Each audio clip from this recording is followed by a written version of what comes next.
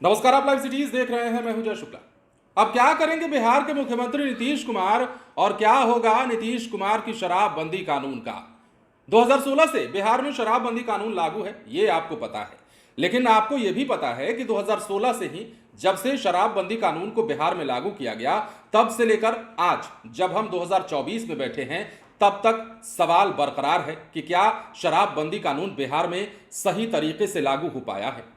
और इसके पीछे कई कारणें हैं, कई वजह है और कई दलीलें हैं। और आती हुई तस्वीरें और आती हुई खबरें इस बात का सबूत पेश करती हैं कि बिहार में शराबबंदी कानून लागू तो किया गया, लेकिन शराबबंदी के इस कानून को सफल बनाने की दिशा में जो प्रयास किए गए, वो प्रयास नाकाफी रहे। चाहे पुलिसिया तंत्र की बात कर लें या फिर शराब के तस्करों पर नकेल कसने की बात कर लें, बिहार में जहरीली शराब से मौत की बात कर लें, या फिर आए दिन शराबबंदी कानून को धत्ता बताते हुए उन वर्दी वालों की बात कर लें जो भ्रष्टाचार के मामलों में कई दफे लिप्त पाए जाते हैं और वो खबरें सोशल मीडिया पर सुर्खियां बन जाती हैं। ये तमाम बातें आप सोच रहे होंगे कि हम अचानक आकर इस वीडियो में क्यों करने लगे, तो उसके पीछे एक बड़ी वजह है, एक बड़ा स्टेटमेंट है।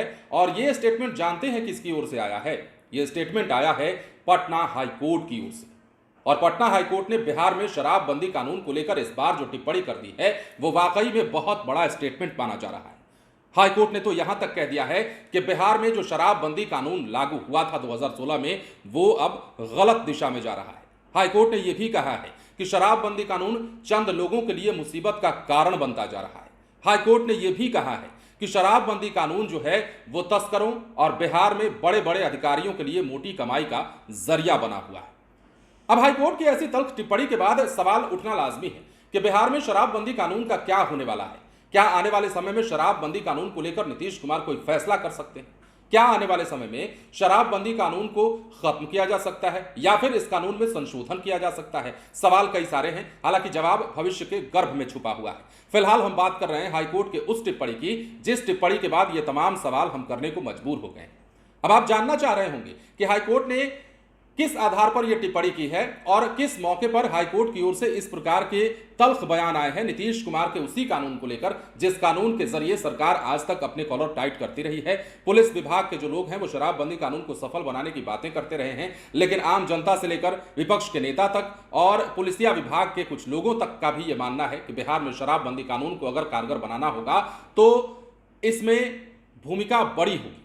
किसकी भूमिका बड़ी होनी चाहिए? सरकार की भूमिका बड़ी होनी चाहिए, पुलिस प्रशासन की भूमिका बड़ी होनी चाहिए, ताकि तस्करों पर लगाम लगाया जा सके। हालांकि ये सवाल ही है क्योंकि बिहार में तस्करी ना तो रुकने जा रही है और ना ही आज तक रुकी है। अब ऐसा हम इसलिए दावा कर रहे हैं क्योंकि बिहार में जिनको तस्करी रोकने का जिम्मा दिया गया है वो खुद तस्करों के यार बने बैठे हैं। कई सारे ऐसे मसले आए, कई सारी ऐसी खबरें आई जिसमें बिहार पुलिस के कई वर्दी वालों की मिलीभगत सामने आई, चाहे वो वैशाली का मामला हो, पटना का मामला हो, पटना के अलावा अन्य जिलों का मामला हो। हर जिले से अलग अलग जिलों से कहीं ना कहीं कोई ना कोई तस्वीर निकलकर ऐसी सामने आ जाती है जिसके बाद यह कहना पड़ता है कि नीतीश कुमार का शराबबंदी कानून जो है सफल नहीं हो पाया। कई दफे शराबबंदी कानून को खत्म करने की बात कही गई, लेकिन अब हाईकोर्ट ने साफ कहा है बिहार में शराबबंदी को लेकर हाईकोर्ट ने राज्य सरकार की खूब खिंचाई की है, या फिर यूं कहिए कि सरकार के धागे खोल दिए हैं। बिहार निषेध और उत्पाद शुल्क अधिनियम 2016 भटक चुका है, यह हाईकोर्ट का कहना है। राज्य में शराब और अन्य प्रतिबंधित वस्तुओं के अनाधिकृत व्यापार को बढ़ावा मिला है। तमाम विभागों के अधिकारियों के लिए मोटी कमाई का एक सिस्टम बन चुका है। न्यायमूर्ति पुर्णेंदु सिंह ने इंस्पेक्टर मुकेश कुमार पासवान के खिलाफ डीजीपी द्वारा जारी किए गए सस्पेंशन और डिमोशन के आदेश को रद्द करने की याचिका की सुनवाई करते हुए ये सारी बातें कही और कहा कि भारत के संविधान का अनुच्छेद 47 जीवन स्तर को ऊपर उठाने और बड़े पैमाने पर सार्वजनिक स्वास्थ्य में सुधार करने के लिए राज्य के कर्तव्य को अनिवार्य बनाता है, जिसके लिए राज्य सरकार ने बिहार निषेध और उत्पाद शुल्क अधिनियम 2016 लागू किया है। लेकिन कई कारणों से ये इतिहास के गलत पन्नों में दर्ज होता जा रहा है, गलत पक्ष में जाता हुआ दिखाई दे रहा है। सख्त प्रावधान पुलिस के लिए उपयोगी हो गए हैं जो तस्करों के साथ मिलकर काम कर रहे हैं। तस्करी के लिए नए तरीकों का इस्तेमाल किया जा रहा है। न केवल पुलिस अधिकारी, उत्पाद शुल्क अधिकारी, बल्कि राज्य कर विभाग और परिवहन विभाग के अधिकारी भी शराबबंदी को पसंद करते हैं क्योंकि उनके लिए इसका मतलब है मोटी रकम। ये बात न्यायमूर्ति पुर्णेंदु सिंह ने अपने आदेश में कही, जिसे बुधवार शाम को ही अपलोड किया गया था। अब देखिए, पटना हाईकोर्ट ने कहा कि शराब पीने वाले और जहरीली शराब की त्रासदी का शिकार होने वाले गरीबों के खिलाफ दर्ज मामलों के मुकाबले सरगना और सिंडिकेट संचालकों के खिलाफ दर्ज मामलों की संख्या कम है। खराब जांच के चलते ही माफिया बिना डर के काम कर रहे हैं। अधिकारी जो है जानबूझकर किसी भी कानूनी दस्तावेज के साथ अभियोजन पक्ष के मामले में लगाए गए आरोपों की पुष्टि नहीं करता। खोज, जब्ती और जांच नहीं करके सबूतों के अभाव में माफिया को छूट देने के लिए ऐसी खामियां छोड़ दी जाती हैं। अब न्यायाधीश ने कहा है कि इस कानून का दंश झेल रहे राज्य के अधिकांश लोग गरीब तबके के हैं, दिहाड़ी मजदूर हैं, जो अपने परिवार के एकमात्र कमाने वाले सदस्य हैं। ये तमाम टिप्पणियां हाईकोर्ट की ओर से आई हैं और हाईकोर्ट ने भी अब ये कहना शुरू कर दिया है कि बिहार में शराबबंदी कानून जो है वो अधिकारियों के लिए और तस्करों के लिए मोटी कमाई का जरिया बना हुआ है। अब आप ही जरा सोचिए कि बिहार में तस्करों को अगर रोक दिया जाए तो ये कमाई होगी कैसे।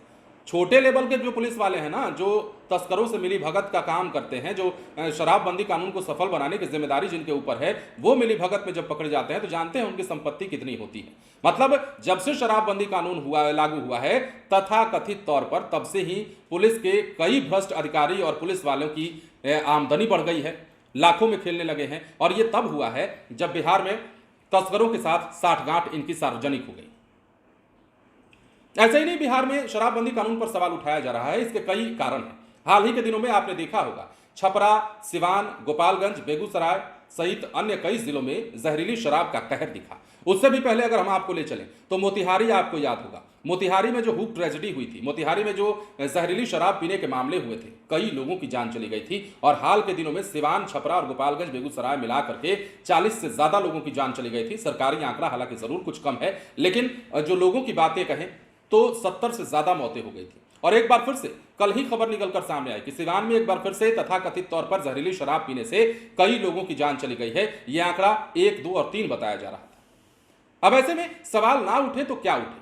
हाईकोर्ट ने भी यही कहा है कि गरीब तबके के लोग ज्यादा परेशान हो रहे हैं और जो केसेस हैं, जो मामले हमारे पास आ रहे हैं, वो सिंडिकेट और तस्करों के खिलाफ कम आ रहे हैं, गरीब तबके के लोगों के खिलाफ ज्यादा आ रहे हैं। हाईकोर्ट ने इससे पहले भी टिप्पणी की थी, हमने आपको खबर बताया था। और कई महीने पहले हाईकोर्ट की ओर से तल्ख टिप्पणी करते हुए कहा गया था कि सिर्फ शराब तस्करों को छोड़ करके, शराब के बड़े बड़े माफियाओं को छोड़ करके 1 या 2 लीटर शराब पकड़ लेने को आप अपना काम समझते हैं। 1 या 2 लीटर शराब पकड़कर खुद को बहुत बड़ा पुलिस वाला समझते हैं। यह हाईकोर्ट की टिप्पणी थी। और अब एक बार फिर से चूंकि हाईकोर्ट ने इतनी बड़ी टिप्पणी कर दी है तो सवाल उठने लगे हैं कि बिहार में क्या शराबबंदी कानून इसी प्रकार से काम करेगा? क्या बिहार में शराबबंदी कानून को लेकर कोई बड़ा फैसला होगा, संशोधन होगा? क्योंकि साल 2025 आने वाला है और 2025 में विधानसभा का चुनाव है और कहा जा रहा है स्मार्ट मीटर का मुद्दा हो, बिहार में जमीन सर्वे का मुद्दा हो या फिर शराबबंदी का मुद्दा हो, ये 3 मुद्दे ऐसे हैं जिन पर सरकार घिर सकती है, जिन पर नीतीश कुमार घिर सकते हैं और नीतीश कुमार की परेशानी बढ़ सकती है आने वाले 2025 के विधानसभा चुनाव में। अब ये तमाम चीजें तो हैं, ये पॉलिटिकल एंगल से अगर आप देखें तो ये तमाम चीजें हैं, इसका असर हो सकता है। लेकिन अब हाईकोर्ट ने चूंकि ऐसी टिप्पणी कर दी है तो अपने आप में ये एक बड़ा स्टेटमेंट है। बने रहे लाइव सिटीज के साथ। धन्यवाद।